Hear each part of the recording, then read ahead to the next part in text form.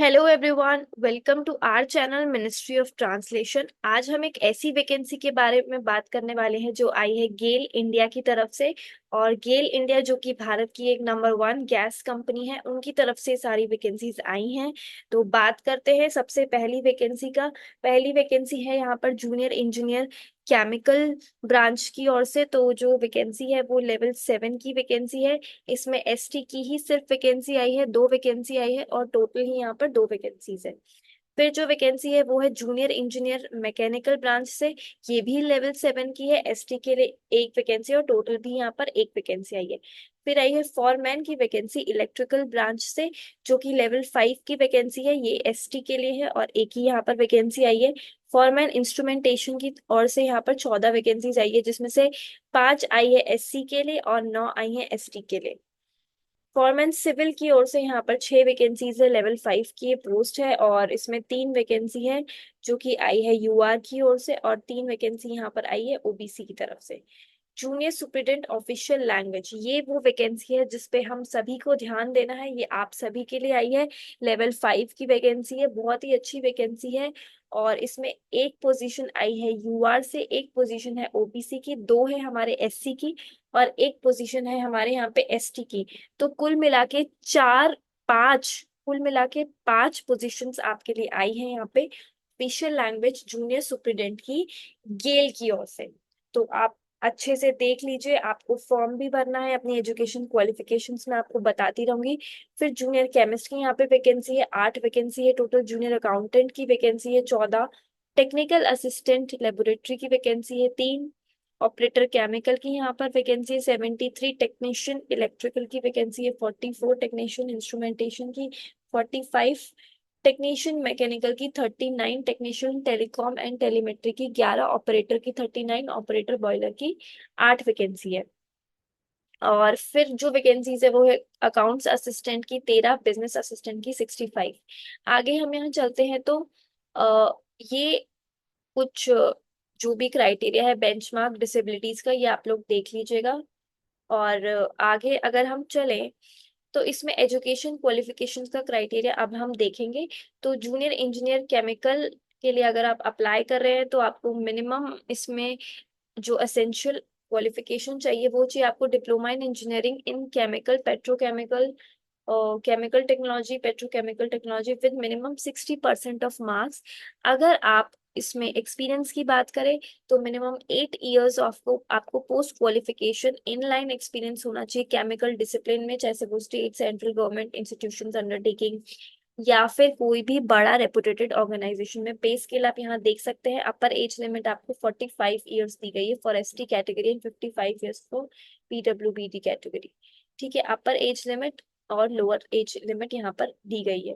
Fine, आगे हम लोग चलते हैं। जूनियर इंजीनियर मैकेनिकल की पोस्ट पे, इस पे भी लेवल 7 की पोस्ट है। इस पे आपको डिप्लोमा इन इंजीनियरिंग आपके रिस्पेक्टिव सब्जेक्ट में चाहिए विद 60% मार्क्स। और इसमें भी आपको 8 इयर्स का एक्सपीरियंस चाहिए, वो भी मैकेनिकल डिसिप्लिन के अंदर, कोई भी गवर्नमेंट सेंट्रल गवर्नमेंट या एक बड़े रेपुटेटेड ऑर्गेनाइजेशन में। आप काफी सारी जो पोजीशंस है अपने अकॉर्डिंग जिसमें भी आपको अप्लाई करना है आप देख सकते हैं अपने जो भी क्वालिफिकेशंस का क्राइटेरिया है। हम चलते हैं यहाँ पर जूनियर सुप्रिटेंडेंट ऑफिशियल लैंग्वेज का जो क्राइटेरिया है उसको देखते हुए। तो आपका यहाँ पे जो पे स्केल रखा गया है वो है 29,000 से लेकर 1,20,000 तक। ठीक है, आपकी लेवल 5 की ये जॉब है और इसमें आपको चाहिए bachelors degree of minimum 3 years duration in Hindi literature और हिंदी, या तो हिंदी लिटरेचर या फिर हिंदी सब्जेक्ट में आपकी बैचलर्स डिग्री होनी चाहिए और उस बैचलर्स डिग्री में आपके 55% मार्क्स होने चाहिए। और उस बैचलर्स डिग्री में आपका एक सब्जेक्ट इंग्लिश भी होना चाहिए। अगर आपके पास बैचलर्स डिग्री हिंदी या हिंदी लिटरेचर में है और उसमें आपका एक सब्जेक्ट इंग्लिश भी है और आपके 55% मार्क्स भी हैं, तो आप आसानी से इस वैकेंसी के लिए अप्लाई कर सकते हैं। साथ ही साथ इसमें आपको मांगा गया है कि the degree certificate should clearly mention, आपका जो डिग्री का सर्टिफिकेट है उसमें क्लियरली मेंशन होना चाहिए कि ये जो डिग्री है ये अवॉर्डेड है हिंदी या लिटरेचर या फिर हिंदी सब्जेक्ट में, ये ऐसा क्लियरली वहां पर मेंशन होना चाहिए। और जो कैंडिडेट है उसको बेसिक कंप्यूटर की नॉलेज होनी चाहिए, कंप्यूटर एप्लीकेशंस की, जो कि एमएस ऑफिस एमएस वर्ड ये सब की, आपको एक्सेल की बेसिक नॉलेज होनी चाहिए। और ऑफिस एनवायरनमेंट में काम करना आपको आना चाहिए। प्लस आपको यहाँ पे एक्सपीरियंस भी मांगा गया है, तो minimum 3 years of post qualification inline experience आपको चाहिए। आपको ट्रांसलेशन का ही एक्सपीरियंस चाहिए, टू हिंदी टू इंग्लिश या English to Hindi, vice versa आपको यहाँ पे चाहिए। डॉक्यूमेंट्स आप लिख सकते हैं, लेटर्स आप कर सकते हो, वेरियस रिपोर्ट्स आप कर सकते हो। भी एक्सपीरियंस आपको जो 3 साल का मांग रहे हैं आपको, central state government departments, institution undertaking, या फिर कोई भी large private sector organisation, institution, companies, कोई भी आपको गवर्नमेंट अंडरटेकिंग में होना चाहिए, ठीक है, या फिर बड़ी प्राइवेट कंपनीज में। आपकी एज लिमिट हम लोग देखें तो 28 years for UR post with applicable age relaxations for OBC, SC, ST, पीडब्ल्यूबीडी, ठीक है। अपर एज लिमिट 28 years तक आप यूआर में इस फॉर्म को भर पाएंगे, ठीक है। फिर आप अपनी जो भी बाकी सारी वैकेंसीज है जिसके लिए भी आप अप्लाई करेंगे उनकी आप देख लेंगे अपने आप। मैंने आपको ऑफिशियल लैंग्वेज वाले की बता दी है। आगे हम लोग देखते हैं कि इस पोजीशन के लिए हमको, आगे हम लोग इसका देख लेते हैं कि एग्जाम कैसा होगा, क्या क्या क्राइटेरिया रहेगा इसके एग्जाम्स का, और भी कुछ जो भी टर्म्स एंड कंडीशंस है वो हम आगे इसमें पढ़ लेते हैं। तो हम, एक चीज इसमें लिखी हुई है, post mention in table second qualification which shell attract in eligibility for the post. इस बात पे बहुत अच्छे से ध्यान देना पड़ेगा कि इस पोस्ट के लिए इन एलिजिबिलिटी जो जो चीजें हैं, तो आपका जो जूनियर सुपरिटेंडेंट ऑफिशियल लैंग्वेज का है उसमें मास्टर्स और पीएचडी आपको नहीं मांगा गया है। अगर आप फॉल्स इंफॉर्मेशन देते हो तो फिर आपको टर्मिनेट कर दिया जाएगा या फिर आपके फॉर्म को आगे नहीं जाने दिया जाएगा, ठीक है। इसमें काफी बार इस नोटिफिकेशन में लिखा गया है कि आप फॉल्स इंफॉर्मेशन यहाँ पर ना दें, ठीक है। अगर आप सामने आ जाता है वो चीज तो अच्छा नहीं होगा। फाइन, आगे चलते हैं हम लोग। तो रिलैक्सेशंस आप देख लेंगे अपने अपने अकॉर्डिंग। अभी हम देख लेते हैं, SC ST को 5 years का है, ओबीसी को 3 साल का है, पीडब्ल्यूडी जनरल ईडब्ल्यूएस को 10 साल का है, पीडब्ल्यूडी ओबीसी को 13 साल का है, पीडब्ल्यूडी SC ST को 15 साल का है, ठीक है। अब हम लोग देखते हैं यहाँ पे पे स्केल S7, S5 और S3 के लिए। तो यहाँ पे जो लेवल 7 का पे स्केल था वो था 35,000 से लेकर 1,38,000 तक। इनिशियल बेसिक पे इनको 35,000 का मिलेगा। लेवल 5 में आपको 29,000 से लेकर 1,20,000 का है, जिसमें आपको 29,000 आपका इनिशियल बेसिक पे यहाँ पर रहता है। लेवल 3 में आपको 24,500 से लेकर 90,000 का है, जिसमें इनिशियल बेसिक पे आपको 24,500 रहता है। तो आपको बेसिक पे पता चल गया है लेवल 5 का। आपका यहाँ पे S5 का जॉब आया जिसमें आपको 29,000 से लेकर 1,20,000 तक का आपको पे मिलेगा। इनिशियल बेसिक पे आपका 29,000 रहने वाला है। पे एंड अलाउंसेस आपको पता ही है, जो भी आपका डियरेंस अलाउंस होता है, बेनिफिट्स होते हैं गवर्नमेंट जॉब्स के साथ, HRA वगैरह, वो आपको यहाँ पर मिलेंगे। आप लोग नोटिफिकेशन में पढ़ सकते हैं।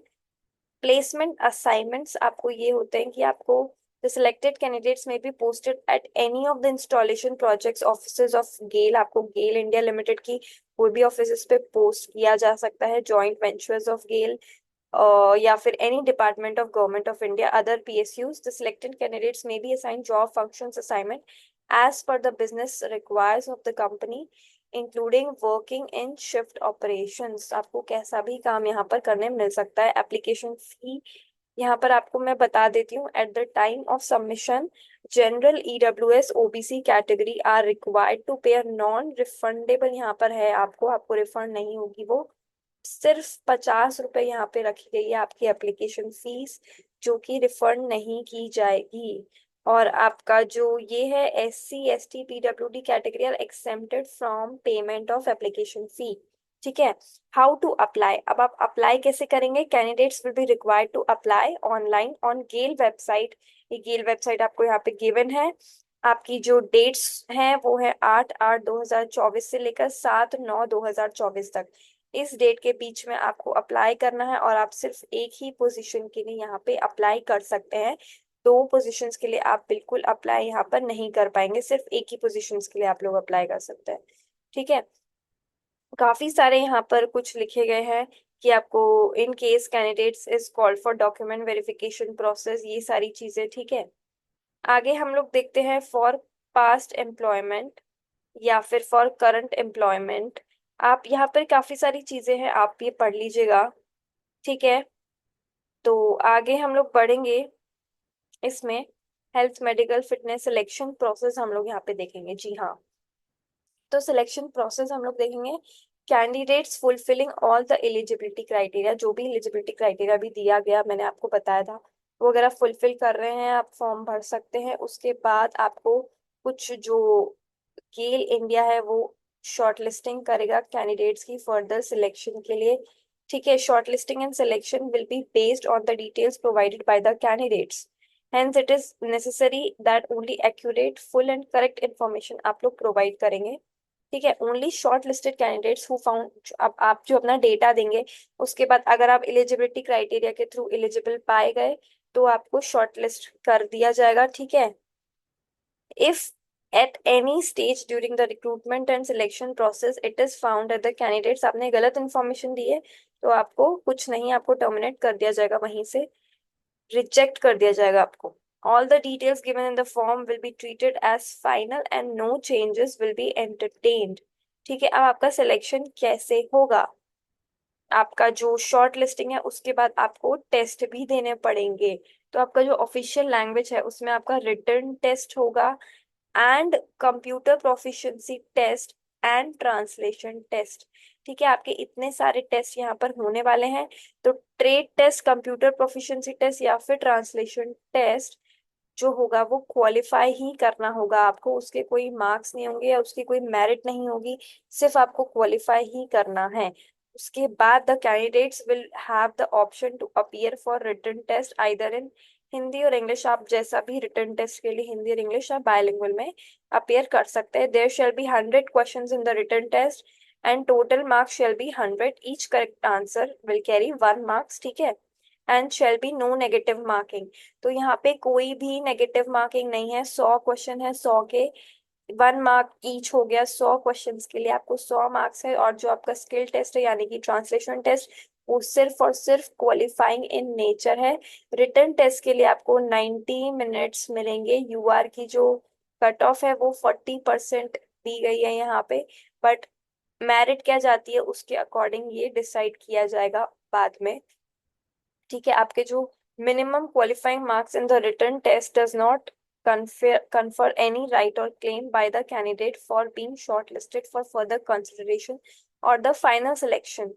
Rechecking, re-evaluation of written test shall not be allowed in any case। shortlisting candidates का 1:5 होगा।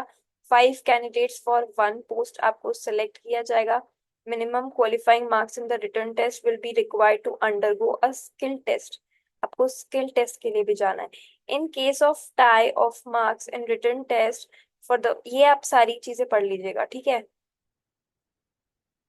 आपका स्किल टेस्ट क्या होगा? ट्रांसलेशन वालों का तो ट्रांसलेट करना स्किल टेस्ट हो जाता है।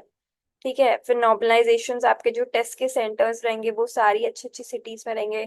दिल्ली, लखनऊ, अहमदाबाद, भोपाल, मुंबई, कोलकाता, हैदराबाद, बेंगलुरु एंड चेन्नई। ठीक है, और टर्म्स एंड कंडीशंस आप लोग पढ़ लेंगे।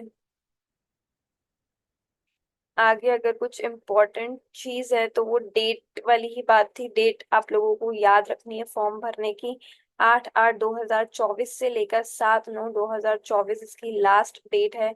एडमिट कार्ड आपको इशू हो जाएंगे एलिजिबल जो भी कैंडिडेट्स होंगे उन लोगों को। और बस इतना ही, ये नोटिफिकेशन आया है, आपको बता दिया गया है कि क्या क्या होगा। आपका जो सिलेबस है वो आपको इस एग्जाम का वो उसी गेल की जो वेबसाइट है उस पे अपलोड कर दिया जाएगा। ये आप अच्छे से पढ़ लीजिएगा नोटिफिकेशन, इसमें ये सारी चीजें लिखी हुई है। और अगर कोई भी जानकारी आपको चाहिए या कुछ भी नहीं समझ आ रहा है तो आप मुझसे कांटेक्ट कर सकते हैं। फाइन।